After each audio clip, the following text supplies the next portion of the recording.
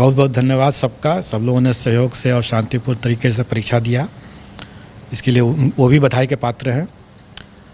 हम लोगों का आयोग में हमेशा से यह प्रयास रहा है कि हम कदाचार मुक्त परीक्षा कराएं, और आप लोगों ने देखा होगा कि 67th की पुनर्परीक्षा से लेकर के अभी तक जितनी परीक्षाएं हम लोगों ने लिया है, किसी में भी पेपर लीक या वायरल होने की कोई बात नहीं आई है। और अब ये बिंदु जो है आप इतिहास अब हो गया हमारे लिए। और आप ये भी देख रहे होंगे कि आज की जो चर्चाएं भी हो रही हैं वो वायरल या पेपर लीक के बिंदु पर नहीं हो रही है। अब परीक्षा की गुणवत्ता, प्रश्न पत्र की गुणवत्ता और इस तरह की चीज़ें की बातें हो रही हैं, जो कि अच्छी बात है। शैक्षणिक बिंदुओं पर अगर विचार विमर्श अगर होता है तो अच्छी बात है वो। सर, एक चीज़ जानना चाहेंगे कि जो आप लोगों ने जो कंट्रोल रूम बनाया था उसका कितना फ़ायदा मिला, और आपने एक पॉलिसी भी की थी कि नहीं, जो क्वेश्चन पेपर होंगे वो अभ्यर्थियों के बीच जाएंगे, खुलेंगे और बीपीएससी का अपना सील होगा उस पर। देखिए, हम हमेशा से इस बात को हम समझते हैं और हम मानते हैं कि हमें ऐसे कदाचार करने वालों से 2 कदम आगे रहने की आवश्यकता है। जो कमियां थी सिस्टम की 67th में जो हम लोगों ने देखा, जो वायरल हो गया, उन कमियों को हम लोगों ने चरणबद्ध तरीके से दूर किया। और उसमें से ये भी एक प्रयास था कि हम लोगों ने पहले स्टार्ट किया कि अभ्यर्थियों के समक्ष ही उसको अनसील किया जाएगा। लेकिन हम वहीं तक हम लोग संतुष्ट नहीं हुए, क्योंकि हमारा मानना है कि अगर हम उनसे 2 कदम आगे नहीं रहेंगे तो कदाचार करने वाले सेंध मार देंगे। इसलिए आवश्यक था कि हमें अपनी व्यवस्था में हमेशा लगातार परिवर्तन करते रहना, उसमें सुधार करते रहना।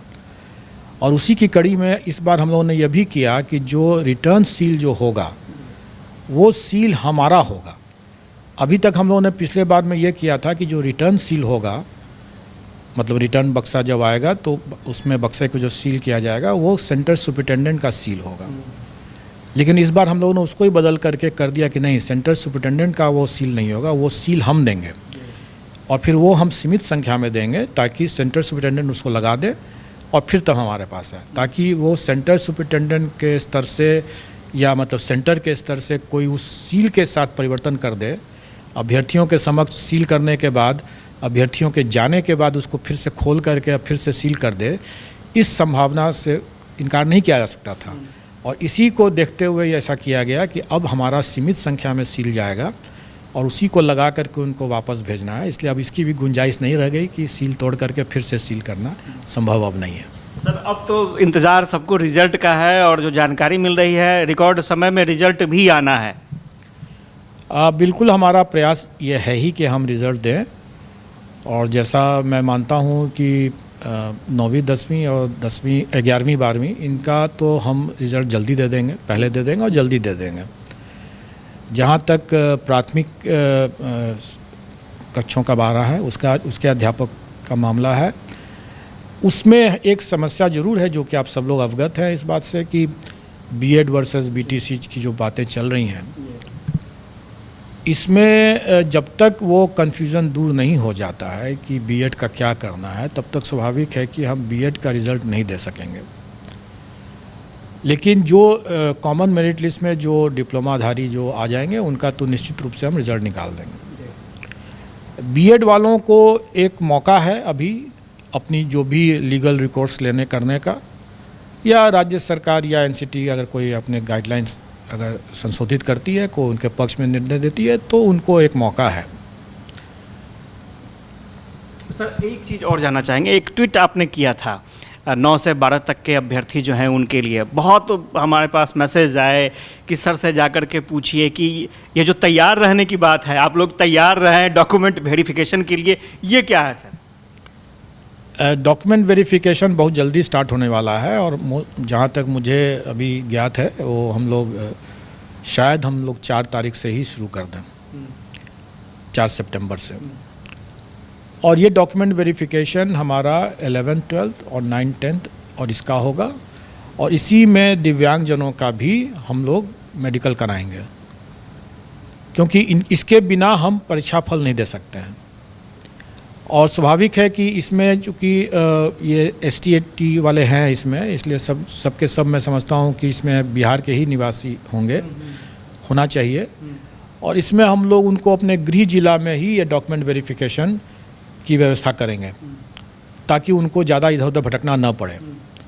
लेकिन एक सीमित समय देंगे हम उन्हें, और उसी सीमित समय के अंदर में उनको डॉक्यूमेंट वेरीफाई कराना है और अपना जो मेडिकल कराना है जो दिव्यांगजन हैं, और अगर उसमें कोई मेडिकल में अगर उनको रेफ़र किया जाता है IGIMS में या किसी और हॉस्पिटल में, तो वहाँ उनको जा कर के इसको करवाना होगा, ताकि हम समय पर रहते हुए मतलब मेरा मानना है कि 15 सितंबर तक अगर सब कुछ अपनी योजना के हिसाब से चलेगा अगर, तो 15 सितंबर तक इन लोगों का मैं परीक्षा फल देने की स्थिति में रहूँगा।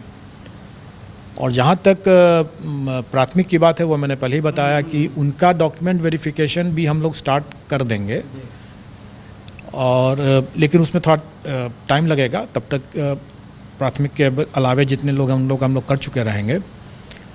तो प्राथमिक वाले में थोड़ा सा विलम्ब है, और विलम्ब का कारण एक तो यह है कि उनकी संख्या बहुत ज़्यादा है और उसमें हमें कई तरह की चेकिंग करनी है, और दूसरा जो BEd वर्सेस BTC का भी एक मुद्दा है।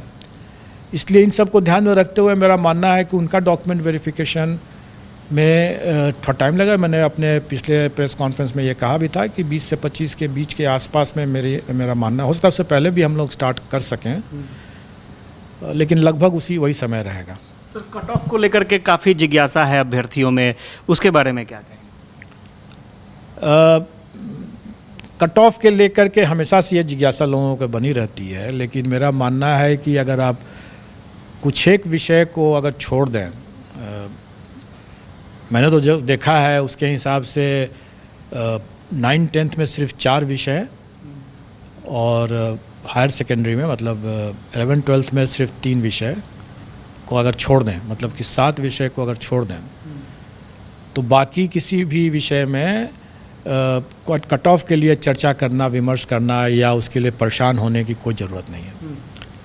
कोई ज़रूरत इसलिए नहीं है कि उसमें मैंने अपने ट्वीट के माध्यम से भी लोगों को एक तरह संकेत देने का कोशिश किया है। लोग उसका सही से नहीं समझ सके, तो फिर मैंने आज हिंदी में भी उसको स्पष्ट कर दिया है कि जो लोग इन 7 विषयों को छोड़ करके अन्य विषय के जो अभ्यर्थी हैं, अगर वो डिस्क्वालीफाई नहीं होते, मतलब अयोग्य नहीं हो जाते हैं, तो उनकी नियुक्ति उनका पक्का है, क्योंकि वैकेंसी है ज़्यादा और अभ्यर्थी कम है उसमें।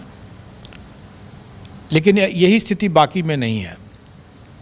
अब जहाँ तक बाकी जो 7 विषय बचते हैं इसमें, उसमें प्रतियोगिता तो रहेगी ही, और वो गेस करना मेरे लिए सही नहीं होगा वो बताना, क्योंकि मेरा मानना है कि सभी अभ्यर्थी अच्छे हैं और काफ़ी मेहनत करके आए हैं, तो स्वाभाविक है कि कट ऑफ भी अच्छा ही रहेगा। फिर अगर प्रश्न पत्र कहीं पर अगर कठिन आ भी गया अगर, तो भी इतनी बड़ी संख्या में कई अच्छे अभ्यर्थी होंगे, क्योंकि अगर प्राइमरी का भी अगर लिया जाए तो इतनी बड़ी संख्या में है, तो कट ऑफ मतलब अच्छा होगा। कितना होगा, ज़्यादा होगा, कम होगा, ये मैं नहीं बता सकता हूँ। चलिए, बहुत एक तो पहला कि हमारे जो प्रावधान थे वो पहले से दिए हुए थे, जो सरकार की नियमावली में ही घोषित है कि NCT का जो भी होगा परामर्श, उस पर सरकार का जो भी निर्णय होगा वही लागू होगा। तो अगर वो परिवर्तित हो जाता है तो वो परिवर्तित हो ही जाएगा। दूसरा कि माननीय सर्वोच्च न्यायालय का जो निर्णय है वो एक तरह से फोर्स मैज्योर कंडीशन है। फोर्स मैज्योर कंडीशन का ये है कि जो बाहरी कारणों से अगर जिस पर मेरा नियंत्रण नहीं है, अगर उन कारणों से अगर कोई स्थिति उत्पन्न होती है तो उसमें हमें वापस करने का कोई प्रश्न नहीं उठता। ये तो मैंने कानूनी बात बता दिया कि हमें वापस करने का कोई प्रश्न नहीं उठता। लेकिन मेरा दूसरा पॉइंट यह है कि किसी ने वापस के लिए पैसे की मांग भी तो नहीं किया, किसी ने पैसे वापस नहीं मांगा। और ये कहना कि हमें यह राशि वापस करने की ज़रूरत है, तो मैं तो ये कहूँगा कि अगर आप वापस मांग लेते, सरकार के लिए जितना पैसा सरकार इसमें लेती है फीस परीक्षा में, किसको क्या लगता है कि क्या उतने ही में इसका काम हो जाता है? बिल्कुल नहीं होता है। ये सारी की सारी राशि जो है राज्य सरकार के खाते में जाती है, और राज्य सरकार इससे कहीं ज़्यादा दोगुना तिगुना खर्च करती है इस परीक्षा को आयोजित करने के लिए। और राज्य सरकार के लिए अगर मान लीजिए कि अगर 1 लाख कैंडिडेट अगर बोलें कि हमको पैसे वापस कर दें, कर दिया जाएगा। सरकार के लिए कोई बहुत बड़ा रकम नहीं है, लेकिन अभ्यर्थियों के लिए कोई भी ये समझना होगा कि ये मांग करते हैं वो, तो क्या वो अपना रेस से बाहर होने के लिए तैयार थे? क्या वैसे बीएड अभ्यर्थी जो इस बात की मांग करते हैं, मीडिया पर मांग जरूर किए हैं, किसी ने ऐसे मांगा नहीं है पैसा, लेकिन अगर आप वो खुद भी सोचें, और मैं समझता हूँ कि उन्होंने खुद सोच ही लिया था और इसीलिए उन्होंने लिखित में मांग नहीं किया था कि अगर हम इस रेस से बाहर हो जाते हैं तो उनका सभी रास्ता बंद हो जाता है। फिर ऐसे तो रेस में हैं तो शायद कुछ संभावनाएं हैं। तो मैं समझता हूँ कि ये सिर्फ मीडिया के लिए उन लोगों ने ऐसी बातें किया और तरह तरह की अटकलबाजी करते रहते हैं, ये बहुत गलत है। और ऐसे चीज़ों को मैं आपको बता दूं कि ऐसे एक अभ्यर्थी के मामले में हम लोगों ने उससे कहा भी, हम लोग देखा उसके इस तरह की मांग मीडिया पर आई, सरासर बीपीएससी को बदनाम करने की इस तरह की गलत सलत बात बोले, हम लोगों ने उसको नोटिस कर दिया और नोटिस में उसने रोते हुए उसने लिखित माफ़ीनामा दिया है। तो मैं सब लोगों से ये बात कहना चाहूँगा कि एक आप ऐसी कोई बातें न करें जो बाद में जा कर के आपको नुकसान पहुँच जाए। मैंने पहले भी और हमारे आयोग ने भी इस बात को प्रकाशित किया हुआ है कि कोई अमर्यादित बातें कहते हैं, आप अभ्यर्थी हैं इसलिए कि आप राज्यकर्मी बनना चाहते हैं, और राज्यकर्मी की गरिमाओं और मर्यादाओं का अगर आप उल्लंघन करते हैं तो हम ऐसे अभ्यर्थियों की अनुशंसा कतई नहीं करेंगे। और आजकल आप लोगों ने देख ही लिया कि फेशियल रिकॉग्निशन का ज़माना है। फेशियल रिकॉग्निशन से हम लोगों ने कई लोगों को चिन्हित किया है। हमारे लिए बहुत आसान है कि जो मीडिया पर जो लोग आकर के गलत सलत बात बोल के चले जाते हैं, वो समझ कर रहे हैं कि सब पर नज़र है।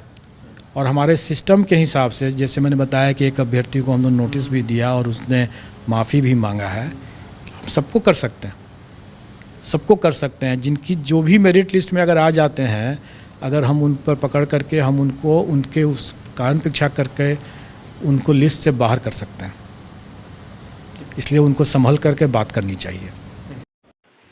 अगर आपको वीडियो अच्छी लगी है तो इसको लाइक करें, ज़्यादा से ज़्यादा शेयर करें, चैनल को सब्सक्राइब करें, और टेलीग्राम पे हमारा एक ग्रुप है सीटेट स्टेट 2023 आंदोलन के नाम से, उसका लिंक इसी चैनल के अबाउट सेक्शन में दिया हुआ है। उस पर क्लिक करके आप टेलीग्राम ग्रुप को ज्वाइन कर लें और इस आंदोलन को और मजबूत करें। अपना कीमती समय देने के लिए आपका बहुत बहुत धन्यवाद। वीडियो देखने के लिए थैंक यू।